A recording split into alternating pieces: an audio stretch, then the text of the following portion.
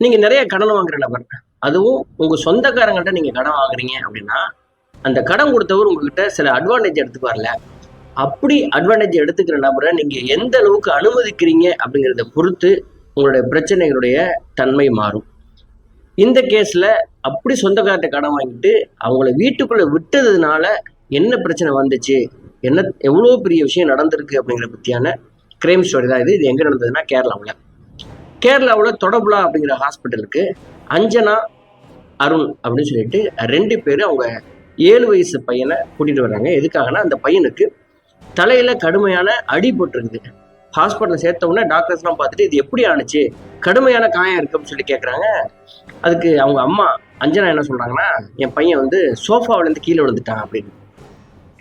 சோஃபாவிலேருந்து கீழே விழுந்தா இவ்வளோ பெரிய காயம் ஆகாதே அப்படின்னு சொல்லி டாக்டர் கேட்கும்போது, நர்ஸு கிட்ட அவங்க அப்பா அருண் என்ன சொல்லியிருக்காரு அப்படின்னா, இல்லை என் பையன் வந்து மாடிப்பட்டிலேருந்து கீழே விழுந்துட்டான் அப்படின்னு சொல்லி 2 பேரும் வேற வேற முரண்பட்ட தகவல் சொல்லியிருக்காங்க அப்படின்னு சொன்ன உடனே டாக்டருக்கு கொஞ்சம் சந்தேகம் வந்துருச்சு. உடனே போலீஸ் ஸ்டேஷனுக்கு இன்ஃபார்ம் பண்றாரு.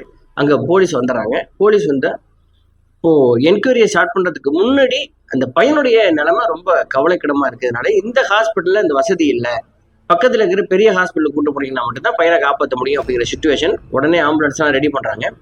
ஆனா அந்த குழந்தையுடைய அம்மாவுக்கும் அப்பாவுக்கும் எந்த வித பதட்டமும் இல்லாம ரொம்ப கேஷுவலா இருக்கிறாங்க. போலீஸ் வந்து அந்த பையனை ஹாஸ்பிட்டலுக்கு கூட்டு போறதுக்காக ஆம்புலன்ஸ் எல்லாம் ரெடி பண்ணும்போது ஆம்புலன்ஸ்ல ஏறுறதுக்கு அம்மாவும் அப்பாவும் ரெடியா இல்லை. நாங்க கார்ல வர்றோம், குழந்தை முன்னாடி போகட்டும் சொன்னோன்னே போலீஸ்க்கு பயங்கர ஷாக்கு. இருந்தாலும் அவங்கள வந்து இல்லை நீங்க வந்து குழந்தை கூட தான் போகணும்னு சொல்லிட்டு அஞ்சனாவையும் அருணையும் குழந்தை கூட அனுப்புறாங்க. அந்த பெரிய ஹாஸ்பிட்டல் கொண்டு போயிட்டு பையனை தீவிர சிகிச்சைக்குள்ள சேர்த்ததுக்கு அப்புறம் போலீஸ் மெல்லமா இந்த 2 பேர்ட்டையும் என்கொயரியை ஸ்டார்ட் பண்றாங்க. அப்பவும் இந்த பையனுக்கு எப்படி அடிபட்டுச்சு அப்படி கேட்கறதுக்கு அஞ்சனாவும் வேற வேற தகவல் சொல்றாங்க. அந்த அவங்க அப்பாவும் வேற வேற தகவலை சொல்றாரு. அங்க அடிபட்டுச்சு, விளையாடும் போது கீழே விழுந்துட்டான், ஸ்கூல்ல இருந்து வரும்பொழுது தலைவலிக்குன்னு சொன்னான்னு சொல்லி மாத்தி மாத்தி பேசுறாங்க. அப்பதான் இன்னும் தீவிரமா விசாரிக்கும் பொழுதுதான் ஒரு விஷயம் தெரிய வருது. இந்த அஞ்சனா கூட வந்தது அந்த பையனுடைய சொந்த அப்பாவே இல்லை, அது சித்தப்பா அப்படிங்கிறவர் தான். இவ்வளவு நேரம் அப்பான்னு சொல்லிட்டு இருந்தாரு. இது போலீஸுக்கு பயங்கரமான ஷாக்கு. இப்போ அஞ்சனா சொல்றாங்க நான் உடனடியா வீட்டுக்கு போகணும் அப்படின்னு. போலீஸ் கேட்கறேன் ஏம்மா அப்படின்னு. வீட்டுல என்னுடைய 3 வயசு பையன் ஆரிஸ், அவனை தனியா விட்டுட்டு வந்துட்டேன், அதனால வீட்டுக்கு உடனே போகணும்னு. ஏமா நீ 3 வயசு பையனை எப்படி வீட்டுல விட்டு வந்த அப்படின்னு சொல்லிட்டு, சரி பக்கத்துல யார் இருக்கா அப்படின்னு சொல்லிட்டு கேட்டு இந்த பையனுடைய தாத்தா பாட்டிக்கு ஃபோன் பண்ணி நீங்க உடனடியா வீட்டுக்கு போங்க அப்படின்னு தகவல் சொன்னோடனே பதறி அடிச்சு தாத்தா பாட்டி அங்க போயிருக்காங்க. அந்த பையன் சோஃபாவில் தேம்பி தேம்பி அழுதுட்டு உட்காந்துருக்கிறான். அந்த பையனை போயிட்டு தாத்தா பாட்டி அவங்க போய் சமாதானப்படுத்தி அவங்ககிட்ட கேட்கும் பொழுது அந்த தாத்தா பாட்டிக்கிட்ட அந்த சின்ன பையன் 3 வயசு பையன் ஆரிஷ் அவன் சொன்ன தகவல் மிகப்பெரிய அதிர்ச்சியான தகவல். என்னன்னா அண்ணனை சித்தப்பா வந்து கடுமையா அடிச்சாரு, அதனாலதான் அண்ணனுக்கு வந்து தலையிலேருந்து ரத்தம் வந்துச்சு அப்படிங்கிற தகவலை சொல்றான். தாத்தா பாட்டிக்கு இதை கேட்ட பயங்கரமா ஷாக்கு. உடனே போலீஸுக்கு அங்க வந்திருக்கிற ஹாஸ்பிட்டல்ல சேர்த்த 7 வயசு பையனை தலையில அடிச்சிருக்கான் அப்படின்னு சின்ன பையன் சொல்றாங்க தகவலை சொல்லிட்டாங்க. உடனே போலீஸ் வீட்டுக்கு வந்துட்டு அந்த 3 வயசு பையன்கிட்ட என்ன நடந்துச்சுன்னு சொல்லி அவங்க கிட்ட கொஞ்சம் விளையாண்டுக்கிட்டே அப்படியே கேட்குறாங்க.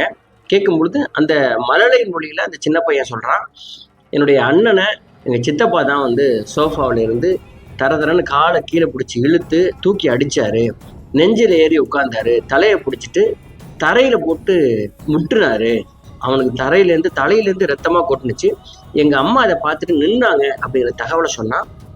இது வந்து போலீஸ்க்கு பயங்கரமான அதிர்ச்சி. கேட்டுட்டு இருந்த தாத்தா பாட்டிக்குமே அதிர்ச்சி.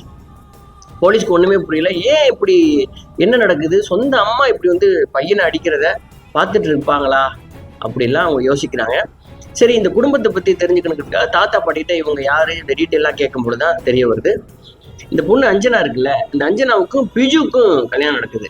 பிஜு வந்து ஒரு பிரைவேட் கம்பெனில என்ஜினியரா ஒர்க் பண்றாரு. இவங்க திருவாண்டரத்துல குடியேறாங்க. ஆரம்பத்துல இவங்க கல்யாணம் வந்து ரொம்ப நல்லா போயிட்டு இருந்திருக்கு. 2 பசங்க பிறக்கிறாங்க. மூத்த பையன் பேரு ஆரின், 2வது பையன் பேரு ஆரிஷ். இவங்க 2 பேரும் நல்லா போயிட்டு இருக்கும்போது இப்போ கணவர் பிஜுக்கு ஒரு ஆசை வருது. என்னன்னா நம்ம தனியா போயிட்டு தொழில் பண்ணலாமே, ஏதாவது பிசினஸ் பண்ணலாம், சொந்த ஊர்ல போய் இருக்கலாம் அப்படின்னு சொல்லி முடிவு பண்ணி நான் பார்த்துட்டு இருந்த வேலையை அங்க விட்டுட்டு தொடபுலாவுக்கு வர்றாரு. அவருடைய சொந்த ஊர் அதுதான். அந்த ஊருக்கு வந்து ஒரு கார் மெக்கானிக்கா அவர் வந்து அதனுடைய பிசினஸ் ஸ்டார்ட் பண்றாரு. அப்படி அவர் தான் பிசினஸ் ஸ்டார்ட் பண்றதுக்கு அவருக்கு பணம் தேவைப்பட்டதுனால அவரு சில இடங்கள்ல கடன் கேட்கிறாரு, கடன் கிடைக்கல. உடனே அவரு தன்னுடைய சொந்த சித்தப்பா பையன் அவன் தான் அருண், அவங்கிட்ட கடனா பணம் வாங்குறாரு. கடன் வாங்கி தான் இந்த பிஸ்னஸை ஸ்டார்ட் பண்ணுறாரு. கொஞ்ச நாள் வட்டியை சரியாக கொடுத்துருந்ததற்கு இப்போ பிஸ்னஸ் இன்னும் பிக்கப் ஆகாததுனால வட்டியை சரியாக மாதம் மாதம் கொடுக்க முடியாதனால முன்ன பின்ன இருக்கிறதுனால அந்த வட்டியை வசூலிக்கிறதுக்காக அருண் என்ன பண்ணுறான், இப்போது இந்த பிஜு வீட்டுக்கு அடிக்கடி வரப்போக இருக்கிறான். கடனை கொடுக்க முடியாததுனால அடிக்கடி வந்து வீட்டில் தங்குறதை கண்டிக்க முடியாமல் அந்த பிஜுவுக்கும் இருக்குது. ஒரு நாள் 2 நாள் தங்கினவன் இப்போ ரொம்ப நாள் டேரா போட ஆரம்பிக்கிறான். அப்படி வீட்டில் தங்கும் பொழுது இந்த அருணுக்கும் அஞ்சனாவுக்கும் மெல்லமாக பழக்கம் ஸ்டார்ட் ஆகி அது கள்ள தொடர்பாக மாறுது. ரொம்ப நாள் இது வந்து நீடிக்கும் பொழுது கொஞ்சமாக அது வந்து கணவருக்கு தெரிய வந்து இப்போ பிஜு கண்டிக்க ஆரம்பிக்கிறாரு அருணை. நீ என் வீட்டுக்கு வர வேணாம், நான் உனக்கு அசல் வட்டியெல்லாம் சீக்கிரமே தந்துடுறேன், நீ என் வீட்டுக்கு வர வேணாம் அப்படின்னு சொல்லி கண்டிக்க ஆரம்பிக்கிறாரு. இப்படி போயிட்டே இருக்கும்பொழுது சடனாக ஒரு நாள் பிஜுக்கு நைட்டில் நெஞ்சு வலி வருது. அஞ்சனா தன்னுடைய வீட்டுக்கார ஹாஸ்பிட்டல் அழைச்சிட்டு போயிட்டு ட்ரீட்மெண்ட் பண்ணி ஸ்டார்ட் பண்ணுறாங்க. அடுத்த அரை மணி நேரத்தில் நெஞ்சு வலினால இறந்து போகிறாரு இந்த பிஜு. சொந்தக்காரங்களுக்கு எல்லாருக்குமே பயங்கர ஷாக்கு. சின்ன வயசு, எந்த கெட்ட பழக்கங்களுக்கும் இல்லாதவர் தான் அந்த பிஜு. அவருக்கு எப்படி ஹார்ட் அட்டாக் வந்துச்சுன்னு தெரியல.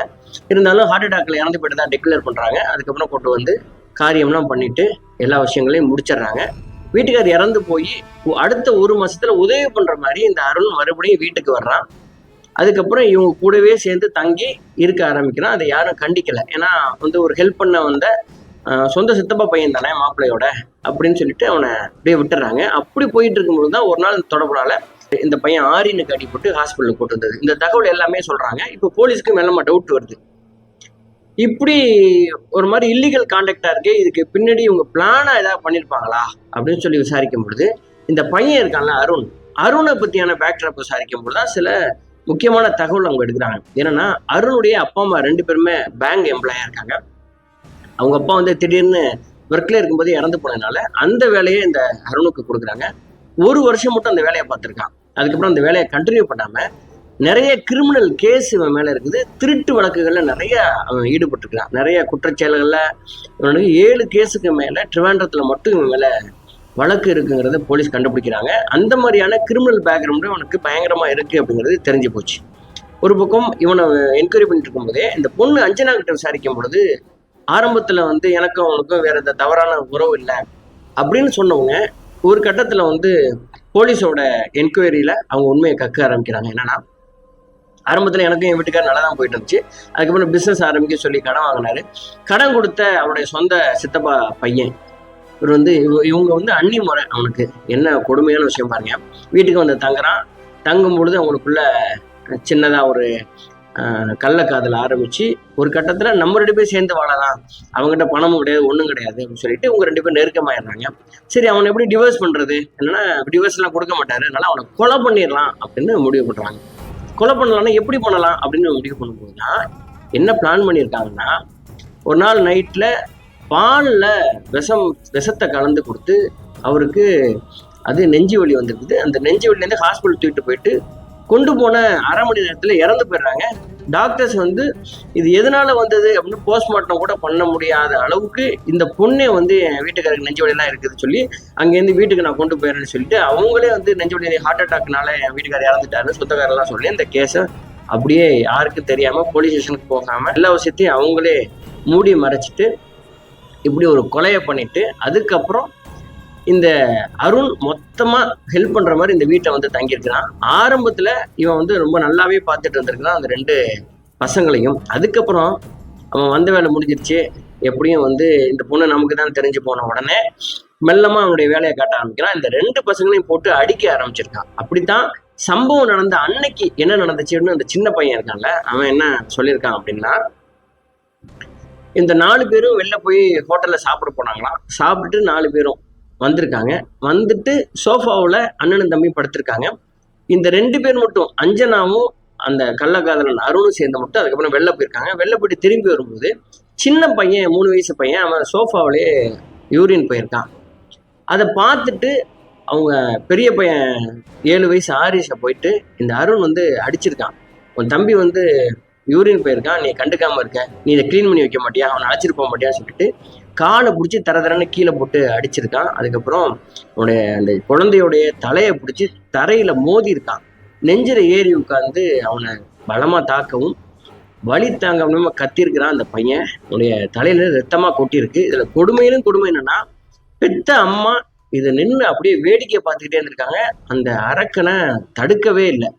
பாருங்க, ஒரு கள்ளக்காதல் வந்து எந்த அளவுக்கு ஒரு மனுஷத்தன்மை, ஒரு தாய்மையே வந்து மறக்க செய்யற அளவுக்கு ஒரு கள்ளக்காதல் மாறிடுச்சு பாருங்க.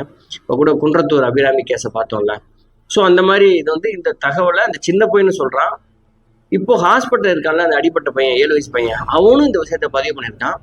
அதுக்கப்புறம் அந்த பெரிய பையன் இன்னொரு விஷயத்தையும் சொல்லியிருக்கான். எங்க அப்பா சாகிறதுக்கு முன்னாடி அன்னைக்கு நைட்டு எங்க அம்மா பால் கொண்டாந்து கொடுத்தாங்க. அது குடிச்சதுக்கு அப்புறம் தான் எங்க அப்பாவுக்கு வந்து நெஞ்சு வலி வந்துச்சுங்கிற தகவலையும் நான் சொல்லியிருக்கான். இதெல்லாம் போய் ட்ரீட்மெண்ட்ல இருக்கும்போது அந்த பெரிய பையன் ஹெட் இன்ஜுரினால இறந்து போயிட்டான். இப்போ இந்த கேஸை முழுவதும் ஆதாரத்தோட போலீஸ் திரட்டி கோர்ட்டுக்கு கொண்டு போறாங்க.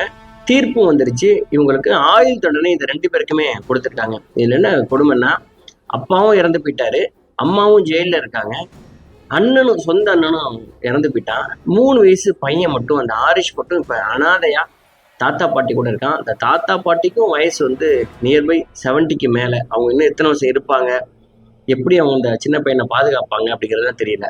எந்த தப்பும் பண்ணாத அந்த குழந்தைக்கு கொடுக்குற தண்டனையை பார்த்தீங்களா? இந்த உலகத்துல அது அனாதையா வளருது. அது என்ன மனநிலையில வளரும், அது ஃபியூச்சர்ல என்னவா ஆகும் அப்படிங்கிறது பெரிய கேள்விக்குறி. இந்த கேஸை பத்தி நீங்க என்ன நினைக்கிறீங்க?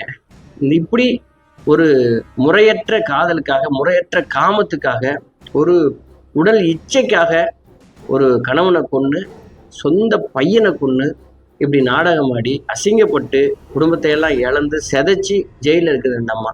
இப்படியான குற்றம் நடக்கிறதுக்கு என்ன காரணம் நீங்க நினைக்கிறீங்க? இதுல வந்து கடனை வாங்கி இப்படி வீட்டுக்குள்ள எந்த அளவுக்கு விடணும் அப்படின்னு அளவு வச்சுக்காம வரம்பு மீறி விட்ட அந்த பிஜு கணவனுடைய தவறா, இல்ல கடன் கொடுத்தவன் கடனை மட்டும் தானே வாங்கணும், அதுக்காக அடுத்தவன் பொண்டாட்டியா வாங்கணும்னு நினைப்பான், அவனுடைய தவறா, இதை அனுமதிச்ச அந்த பெண்ணுடைய தவறா, இல்ல எதுவுமே எந்த பாவமும் அறியாத அந்த குழந்தை இப்படி வெளில வந்து நிக்குது, இது சட்டத்தின் மீதான தவறா? சட்டம் சரியா இருந்திருந்தா இப்ப பெரிய தண்டனைகள் இதெல்லாம் கொடுத்திருந்தா இப்படி பாதிக்கப்பட்டிருக்குமா அந்த குழந்தை? இதை பத்தி நீங்க என்ன நினைக்கிறீங்க அப்படிங்கிறத கமெண்ட் பாக்ஸ்ல தெரியப்படுத்துங்க. இதை ஒரு எச்சரிக்கை காணொலியா நான் பதிவிடுறேன். இதை பாக்குறவங்க, இந்த மாதிரி முறையற்ற காதல் இருக்கிறவங்க யாராவது ஒருவர் திருந்துவாங்கன்னா அதுதான் இந்த வீடியோடைய வெற்றி. சரி என்பதே நம்ம தொடர்ச்சியாக இணைந்திருப்போம். நான் உங்கள் ஆர். ராஜா. நன்றி, வணக்கம்.